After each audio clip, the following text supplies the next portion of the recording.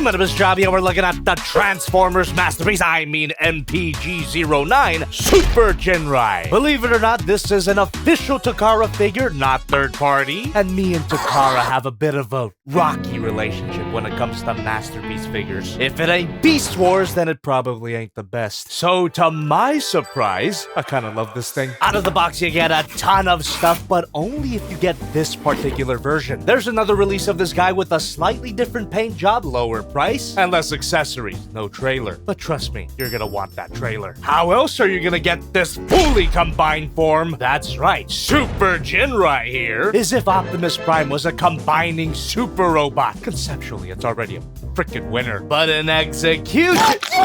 This isn't Optimus Prime, it's just a character that looks exactly like Optimus Prime! Optimus Prime here looks great.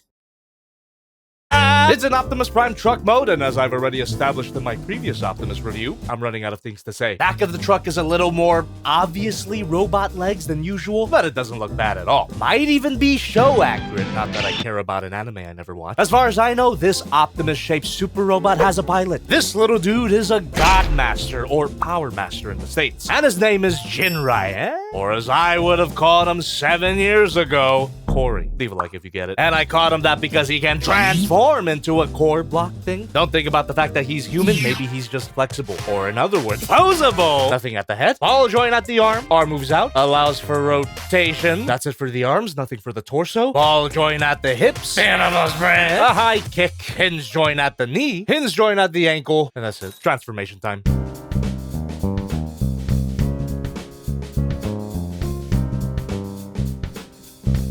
And to attach this guy to the truck mode, you gotta boop the snoot. Funny Reddit, haha. It's a fun feature, though I wish it would plug in better. The connection's so unstable that it's basically a missile launcher gimmick. One of the few complaints I have about this set. Even when I'm about to glaze you, Takara, you still give me a bit of sass. But that's what I like, you fucking whore. You even get an alternate Ginrai, non-transformable, non-articulated, but it isn't just a standing pilot figure like you would get in some Gundam kits. This guy can actually fit into the truck, and it actually plugs in, unlike another Optimus minifigure, as long as it's in the passenger side for some reason. And just like that other Optimus Prime figure, this guy has a bunch of accessories that are not completely useless and overpriced. Besides this sticker sheet and card, stats on the back. Bye-bye. This pair of blasters can plug into the truck, and the rest of his stuff is for later. But before we transform this sucker, I just want to mention how great it is to have an alternate mode that actually stays connected and is solid.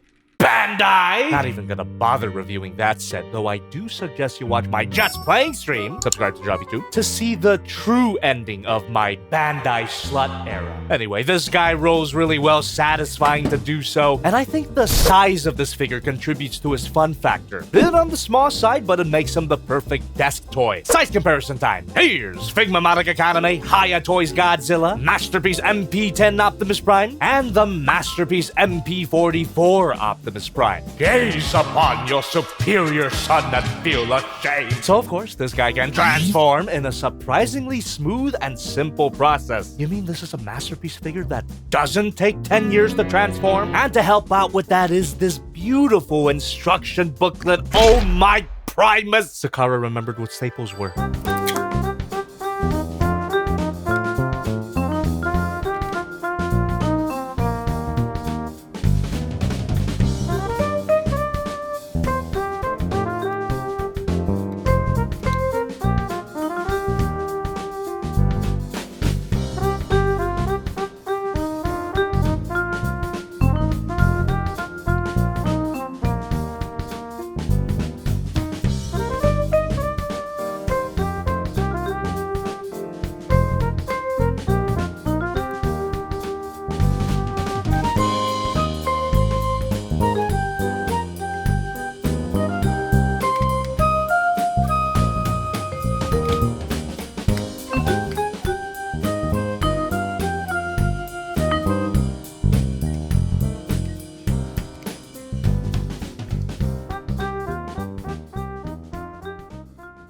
And here we have Ginrai's robot mode. By the way, the instructions refer to Optimus Prime as Ginrai for some reason. Must be a typo. The painting and the sculpting on this figure is amazing. It's Optimus Prime for sure, except with some slimmer, more anime-esque proportions. And a significant, not my favorite design element, but it is accurate to the show. That's decent coat. It also doesn't stick out 10 feet. I'm never done shitting on this guy, dislike if you must. And we must talk about the rest of his accessories. The blasters plug into his hands, of course, and these effect parts plug into the barrel. You also get these antlers? What Pokemon am I thinking of? These are yet another pair of effect parts that plug into the hands, because I guess in the anime, Optimus has an unquantified amount of force.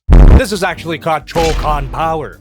Choke on D. Looks great, but this stuff wouldn't look nearly as great if it weren't for this guy's Poseability. Swivel at the head, can't look up that far and down not at all. You get a butterfly joint, shoulder moves out, and even more out. Rotation at the shoulder. Bicep swivel, bend at the elbow, slight hinge joint at the wrist, swivel here, hinge joint here, slight hinge joint at the chest, and a ratcheted ab crunch. More ab crunches should be ratcheted. Guarantees that it doesn't fall back. Some side to side, waist swivel, a full 360 if you wanted to. Side skirts and front skirts move up. Rotation at this part allows the legs to shift down, which allows a crazy kick. I can move back that far. There's a beautiful spread. Thigh swivel, double bend at the knee. Ankle can move up, and a damn good pivot. Poseability here is amazing. This has gotta be the most articulated Transformer I've played with since Optus Pexus. And just as Sexus, even feels good to pose as well. I believe there's some die-cast metal. Hold on. Make that a lot of die-cast metal. Makes sense why he's got a bit of heft. And this is despite the size of the figure. Size comparison time. Madoka, Godzilla Prime, and Prime again. Ow. Gaze upon your superior son and feel ashamed. What a fun little Optimus. If we were talking about that other version of this set, this would be the end of it. And I'd be completely satisfied. At a cheaper price. Links in the description to both versions. Some things don't change, Takara. But I can't say I regret my purchase, because the trailer is actually epic. It's got its own pair of guns that can plug into the sides, and you could plug in the blasters to this bigger pair of blasters, and all that can plug into the top. Flip out these legs and the trailer can stand on its own. And of course, you can hitch it onto the truck mode. Madoka Godzilla Prime looks fantastic. Although the front of the trailer admittedly leaves a bit to be desired. These are clearly robot arms. It's not the worst, at least it stays put. This thing is solid. And like any good trailer, it's got some fold-out ramps, but no actual storage space. Because as previously implied, this trailer has an honest-to-God master transformation. Isn't it refreshing to see a trailer that's not just a box of bullshit? You want to be careful with these pegs. They could obviously snap off if you're not careful. Another complaint here. Should have been die-cast metal.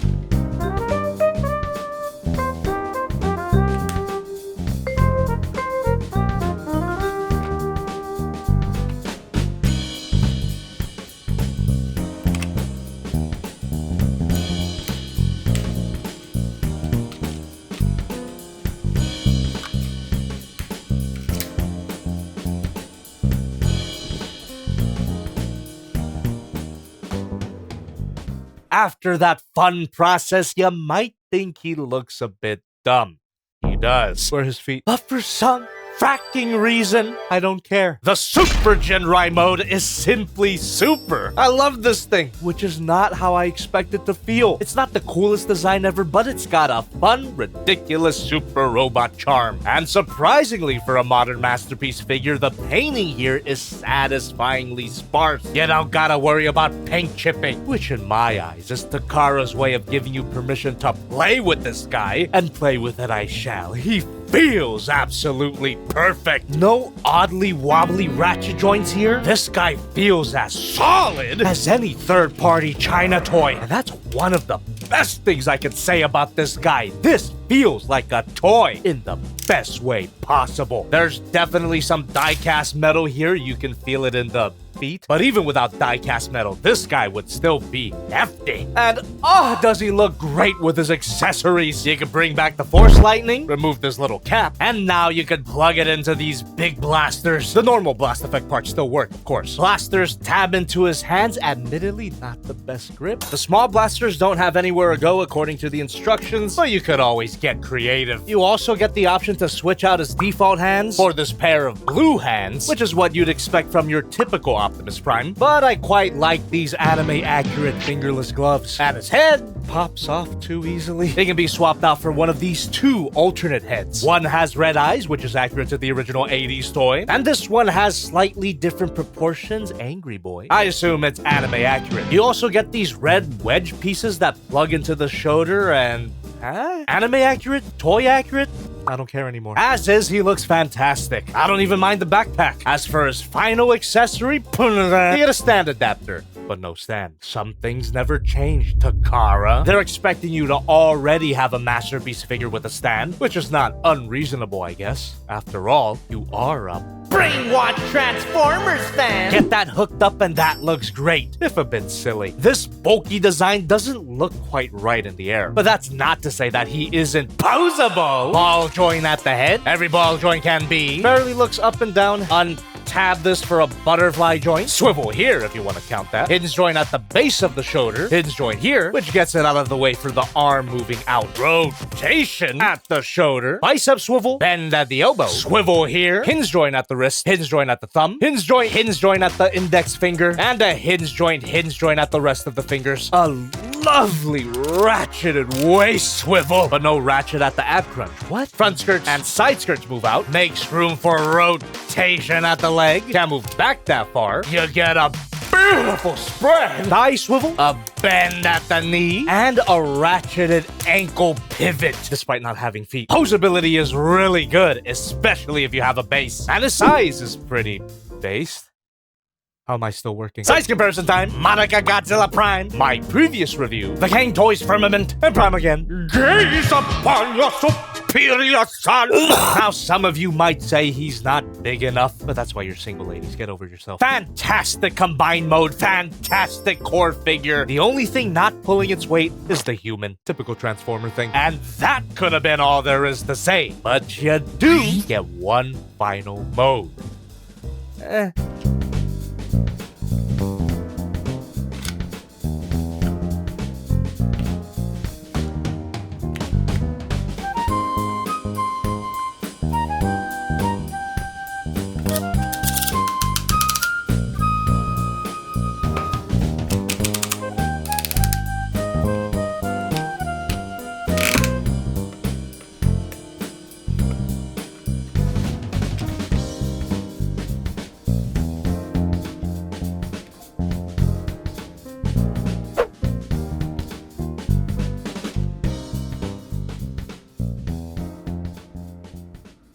And here we have the base mode. Not so base. It's fine, just a fun little afterthought that I'm sure is accurate to the original toy. It even has a base exclusive Autobot symbol to justify its existence. Yeah, this is a certified excuse mode. Monica Godzilla Prime. Not bad at all. And this figure is not bad at all. Quite the opposite. I came into this figure fully expecting to be disappointed by one aspect or another. I mean, the price of entry is still pretty high. And I was just waiting, racing for the paint chipping, the lack of solidity, the stupid transformation, the MP-44. But the more I played with this guy on my second channel, Jobby2, like, comment, subscribe, the more the figure continued to top itself.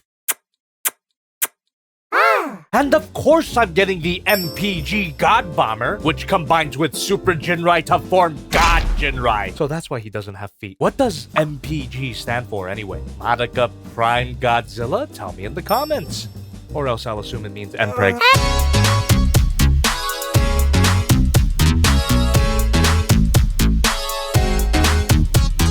So for our next review, something you don't give a crap about. But I do, damn it!